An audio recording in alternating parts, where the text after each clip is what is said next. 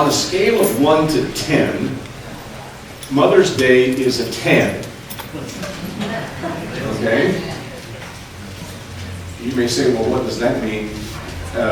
It's the toughest day any pastor ever faces. On a 10, it's the toughest one. And so mark on your calendars when you come to this time of year next year, and your new pastor is here, a week beforehand, send him a sympathy card.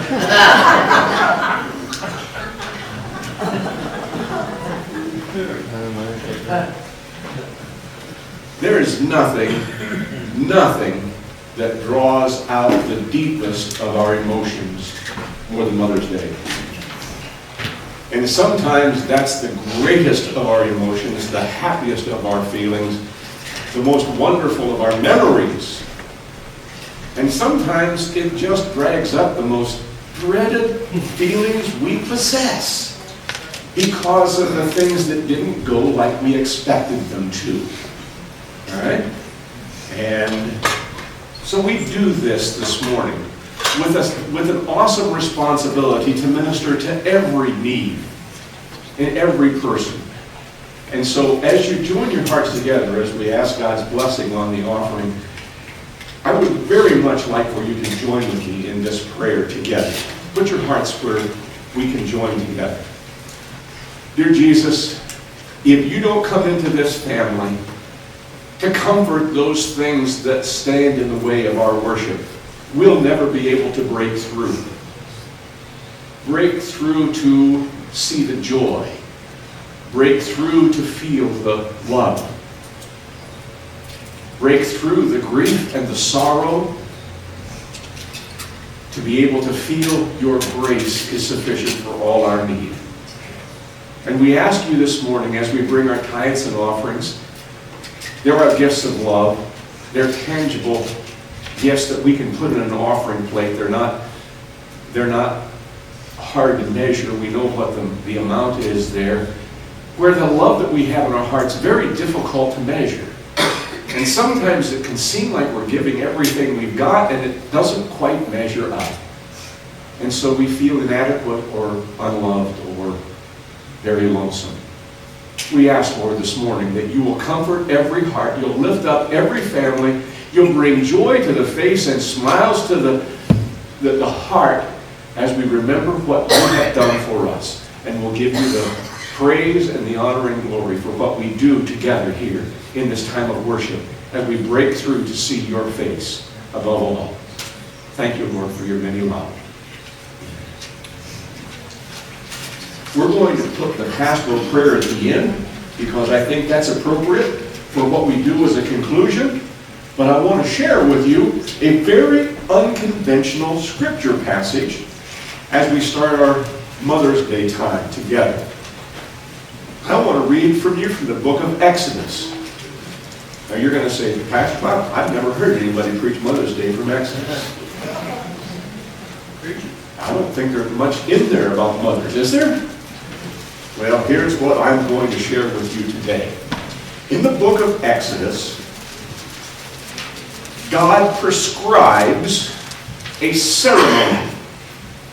It is an annual observance, a nationwide observance that every family, every person, every individual, every group has to celebrate together at the same time. All right? So reading from verse 14, Exodus 12, verses 14 and following. This is the day you are to commemorate, that meaning Passover, for the generations to come. You shall celebrate it as a festival to the Lord, a lasting ordinance, which means it doesn't end. It just keeps going, repeating year after year after year until the Lord intervenes. For 7 days you are not to eat bread made without yeast.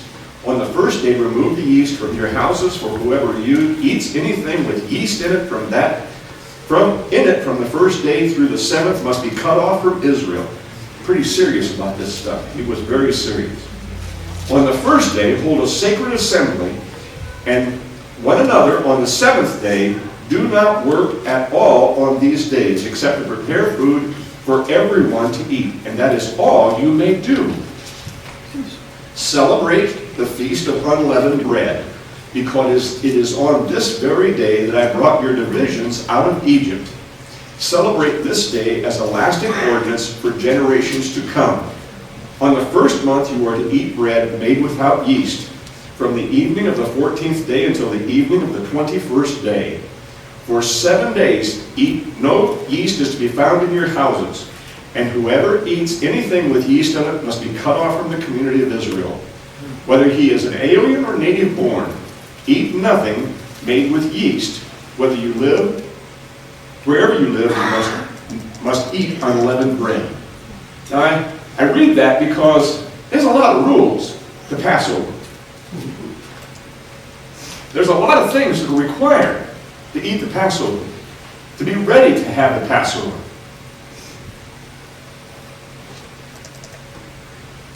And it was to be observed by every family in every place. And why?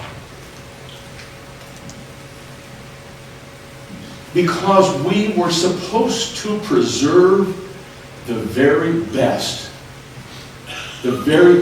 things about life, the very best things about God's grace. We have been liberated by the grace of God to live out of bondage and to be free. Instead of being under the burden of bondage and slavery and what somebody else puts on our shoulders, we are to be set free to be able to enjoy life. Now, let's just talk about Mother's Day for a second. I was blessed by one of the most beautiful mothers you'd ever want to meet. And if I actually told you some of the stories, I might even be tempted here in a little bit. You'd say, what a blessing. Yeah. But her mother, my grandmother, was a Depression-era adult who probably was suffering with what would be an undiagnosed case of post-traumatic stress syndrome.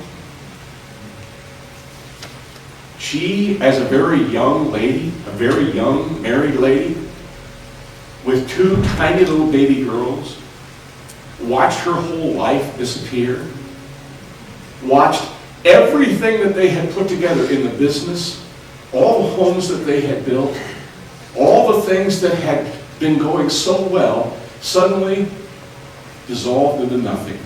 Their house was an empty shell, and they were left with nothing.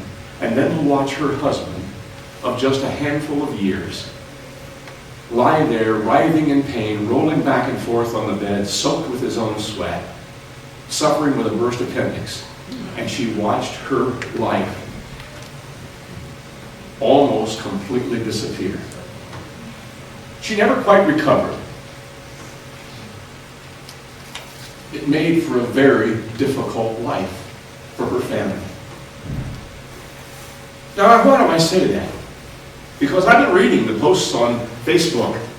I've been reading some of the words that they say, and I hear people say, well, I only got to have my mother for 16 years of my life before she passed away. Or, my mother couldn't keep me, and I was put through a series of foster homes and finally came to one who really was less than ideal. My friends, I want you to understand, not every mother can do this thing well. And I'm sorry about that. My heart breaks. My grandmother didn't do this by choice, in the sense of being just a very difficult person to love.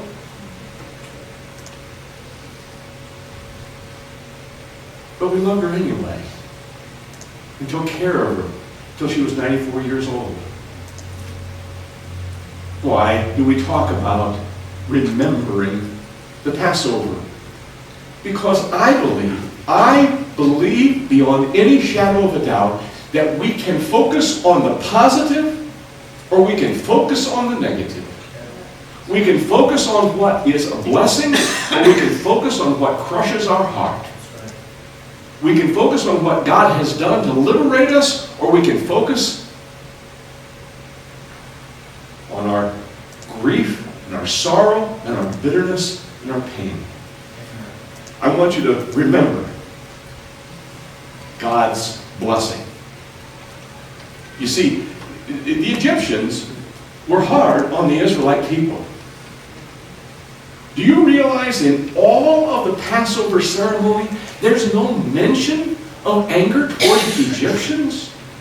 If we're remembering stuff, shouldn't we remember how tough it was? Shouldn't we remember some meanness that we have to say, I'd love to settle a score? But instead, the remembrance is of God's blessing. Preserve the story of God's deliverance instead of focusing on all the problems. And why do we do that? Because our minds are drawn to the negative. As human beings, we're drawn to the negative. We just love to have that anxiety pumped through our system. I don't know whether it's that our adrenal glands just love to get pumped up every day or just what it is, but about the time we really start to feel comfortable, yeah, my mom wasn't able to share all of these things with us, and she never got to see me graduate high school or, one of the other things. And all of a sudden, we're built right up again, and the old adrenaline glands start going, and our blood pressure goes up. And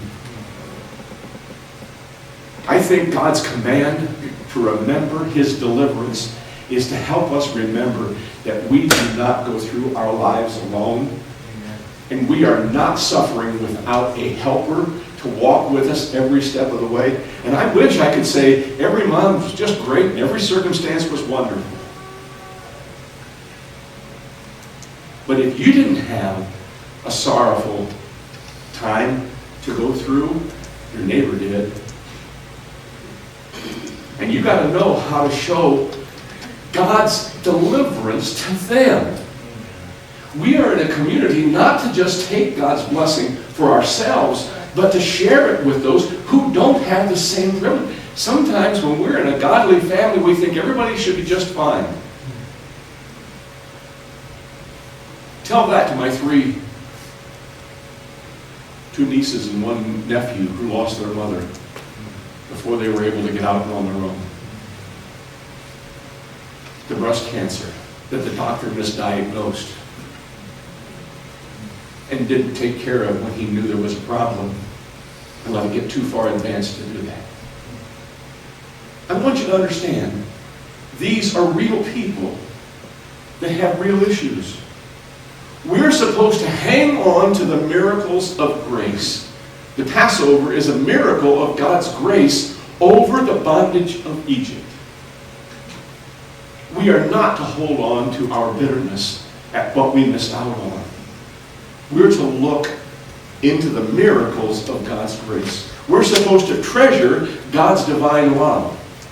He did not come just as a casual observer. He came as an active participant, and He took the little children. He took the lepers. He took the people from the streets. He took the ones who had every reason to say, life hasn't been fair to me.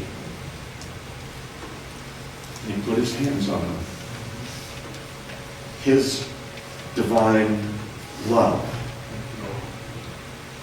And then we are to repeat and repeat and repeat the story of God's deliverance. Every year at Mother's Day, we ought to tell the story again. You say, well, what story is that, Pastor Bob? It's the story of who you are and how you came to be. I think we need to take some time right now and sort through what God has done for you. Now, if you have a wonderful mother, you can write a wonderful story. God bless you. Thank you. If you had a difficult home, then you have to start to search for what God's blessing, preserving the story of God's deliverance, holding on to God's miracles of grace, treasuring God's divine love. Repeating the story over and over again means rediscovering every time you tell the story what God has done for you. You see, we're having a thing here in the next few weeks called History Night, where we're going to remember all the blessing that God's brought into your individual lives through this congregation. We're going to remember all the pastors. We're going to remember all the Sunday school teachers. We're going to remember all of the congregation leaders and the things they had to share with us and the things they did to take care of us. And we're going to remember, and we're going to write them down. We're going to post them on the wall in the workshop. Take some time. I'm going to challenge you just directly, as clear as I can. Write down the story. Or record it into a tape recorder, or talk it into your telephone, or however you do to remember things. Personally, I take my little camera and I set it up and I just tell the story right into the camera. And then it's there, it's captured. Tell the story of what God has done to bring power and strength and grace and love into your life. You say, Pastor, I don't have a story of love. My life is miserable. It's just flat out miserable. Then we've got a job to do, because God doesn't leave us there. We haven't gotten all of God's miracle yet.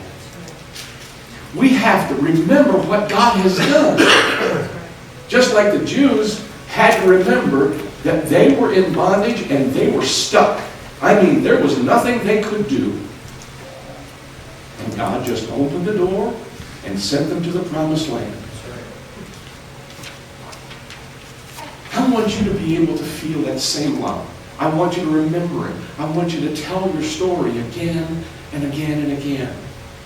We can remember the hurt and the disappointment and the sorrow, but there's no value in that. It's emptiness. It leaves us drained and not strengthened. We can remember our wish for revenge and bitterness and rage, but it leads us directly to a point of death, where our souls have shriveled up like an old leaf and it gets blown away in the first wind breeze. We could grieve with a sorrow, but we cannot go back and relive those times where we like to have been loved and nurtured and cared for. But it's a way that carries us into the past. And that's the wrong direction. Passover speaks to the future. Passover talks about a deliverance of Egypt, but what's going to happen at the Passover in 30 AD? When the Lamb, who is the one pure Lamb who dies for all sin, is nailed to a cross, and they never have to celebrate Passover again. It looks to the future. It has its source in the past, but it's always pointing to what God's going to do. I want you to understand, our natural tendency is to think backwards. God wants us to think forwards. When you write down your story, why are you doing that? Part of it is for you. So that you can say, I can see how God blessed me. And I can celebrate that, and I can enjoy that. And man, if you've been blessed, that's fantastic. But it's also for your family that's coming along behind you. Do you realize a lot of our kids don't realize what was like for us? Our grandkids don't remember it. They don't have any of that recollection of these things. If they don't have someone who tells them the story, as they did at Passover every year, it doesn't say those who are gifted teachers celebrate Passover, because some of those guys were pretty dull. All right? But they were going to tell the story in their own way of how God rescued their people.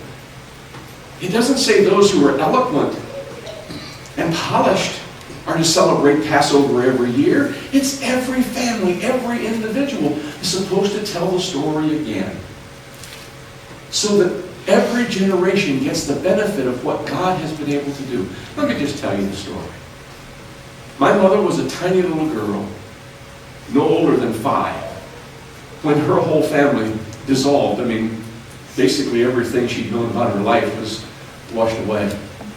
And they had to go back from Indianapolis back to live with my grandparents, my great-grandparents. My grandmother, Alva Legend, went into a fit of hysteria, an emotional breakdown, and spent a year in the bed, in one bedroom of that house. Her mother-in-law, my great-grandmother, wouldn't come into the room to take care of her, thinking it was more just a laziness than it was hysteria. And 2 little girls, 5 and 7, took care of my grandmother for a year in that bed, all by themselves. And you go, well, boy, that was a painful experience. And it didn't end there. But out of that, my mother decided what she really wanted to do with her life was to become a nurse, to take care of people and to help them and to minister to them when they're really, really having difficulty. And as she grew up, she worked on the farm. There was only 2 girls. Grandma couldn't help her very much, so it was the 2 girls out there milking the cows by hand and taking care of getting the hay baled and doing all the stuff. And she still has what I call milkmaid's hands. You know, she's 89 years old as of April 30th, and you grab a hold of her hand. I mean, she can hurt you. She knows how to grip those things. She knows where the business gets done. All right? And she has big, powerful hands because she knew how to work. It came time for her to leave school. She'd been a good student. And she went down to college to be a nurse. And after the first year, they looked at her and said, Betty, you don't have the capacity to be a nurse. That's not inside of you. There's something wrong here with your career choice. You shouldn't be a nurse. We think you ought to take something less demanding. And so she left that college and went over to Findlay College and was going to take secretarial types training. There she met my dad, and they became quite attached to each other. By the way, Jane, the color of her hair was my mother's hair. I do. Mm-hmm. Yeah. I just couldn't finish the story.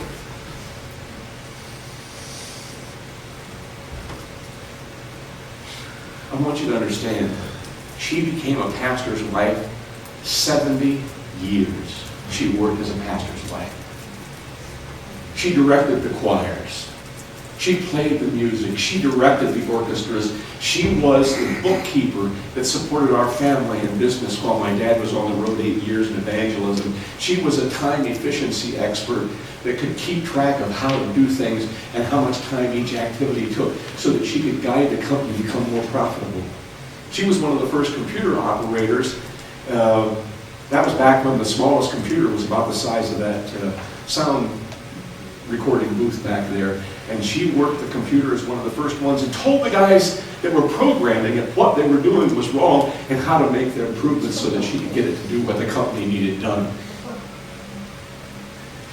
And after my grandfather passed away, she brought my grandmother, remember I told you about her?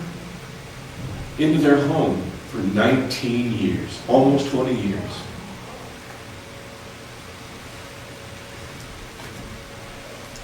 And as she got farther and farther into the Alzheimer's that is a part of our family legacy, it became more and more difficult for Mom to watch her mother decline. And as she was in her mid-60s, she was beginning to have some of the same issues with her own memory, and she was struggling and fearful of what the future was going to be. She decided the best way to handle it is she went back to college. She went back to college because my grandmother needed more help than what she could give, and she got her nursing certificate. When she didn't have all of her memory she just worked twice as hard. When she didn't have the quickness that she had had in her earlier years, she just redoubled her efforts and got A's in everything. And not only did she take care of my grandmother until she was 94, she also took care of a lady named Helen Houck, who had no family to take care of. I want you to understand, that's my story. I want my kids to know who she was. They only got to see her as a lady who was a little confused and didn't always know their name and